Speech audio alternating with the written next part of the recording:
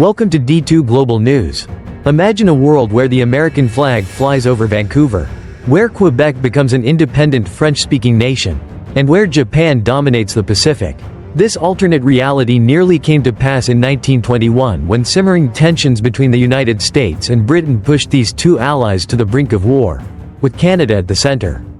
Declassified secret documents and historical analyses have revealed a shocking truth. Washington once had detailed plans to invade its northern neighbor, a campaign that could have redrawn the map of the 20th century. So, what is the truth behind this mysterious plan? Let's find out together with D2 Global News. Before diving into the main content, don't forget to hit like, share, and subscribe to support us. Now, let's begin. When World War I ended in 1918, the Allied nations celebrated their victory. But beneath the surface, a new conflict was brewing.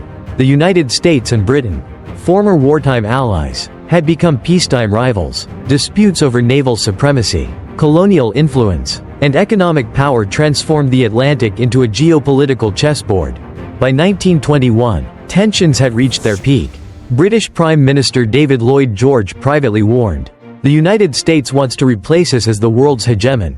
Meanwhile, President Warren Harding's advisors urged him to stage a show of strength to solidify Washington's dominance.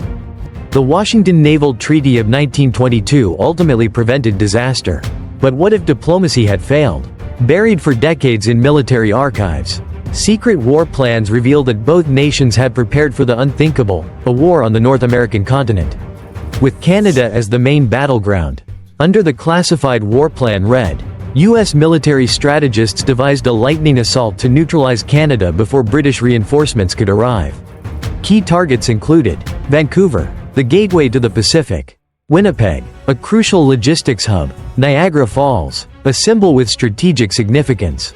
But the crown jewel of this plan was Halifax, Nova Scotia. Halifax is the single most important link, wrote General John Pershing in a 1921 memorandum. If we take it, we cut Britain's supply line to Canada. The plan was bold, featuring amphibious landings, chemical warfare, and rapid mechanized advances, with a 10-to-1 advantage in military manpower. American planners predicted a swift victory.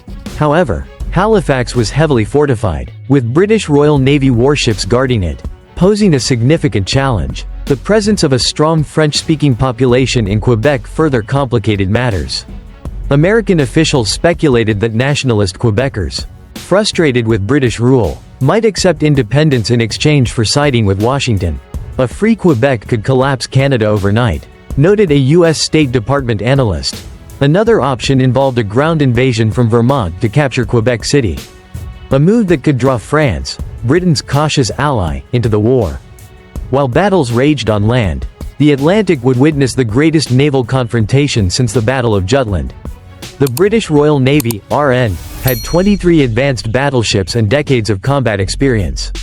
Meanwhile, the United States Navy, USN, though smaller, boasted 8 modern, standard-type battleships designed to overwhelm British forces. "We will drain them in a prolonged war," admitted Admiral William Sims, the USN's chief strategist. However, Britain's advantage lay in its cruiser fleet and submarine warfare tactics. Honed against Germany in World War I, a blockade of America's east coast was considered. But British commanders feared overextending their forces.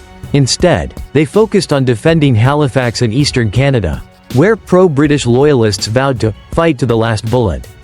The greatest irony of this conflict was that, while the US and Britain fought, Japan would emerge as the biggest winner. As Britain's ally under the Anglo-Japanese alliance of 1902, Tokyo had its eyes on U.S. territories like Guam and the Philippines. The Imperial Japanese Navy could seize the entire Pacific unopposed, warned a U.S. intelligence report. Indeed, historical records show that Japanese admirals developed invasion plans that were later used in 1941. While Hawaii might have survived due to its remote location, the balance of power in the Pacific would have shifted overnight, a foreshadowing of the early days of World War II. Even if U.S. forces swept through Ontario and Quebec, controlling Canada's vast territories would have been a logistical nightmare. British-backed guerrilla forces, using tactics similar to Lawrence of Arabia, could have harassed U.S. supply lines. Meanwhile, Japan's expansion in the Pacific might have forced Washington into a two-front war. a scenario military historians compared to Germany's overreach in World War I. This near-miss conflict teaches us a profound lesson: alliances are fragile, and imperial ambitions can lead to catastrophe. Had war broken out in 1921, North America could have been divided, the Pacific could have belonged to Japan, and NATO might never have existed. Instead, diplomacy prevailed, proving that even in an age of empires, peace can be the boldest strategy of all. Thank you for watching. What are your thoughts on this historical, what-if, scenario? Leave your comments below, and don't forget to like, share, and subscribe to stay updated with our latest content. Farewell, and see you next time.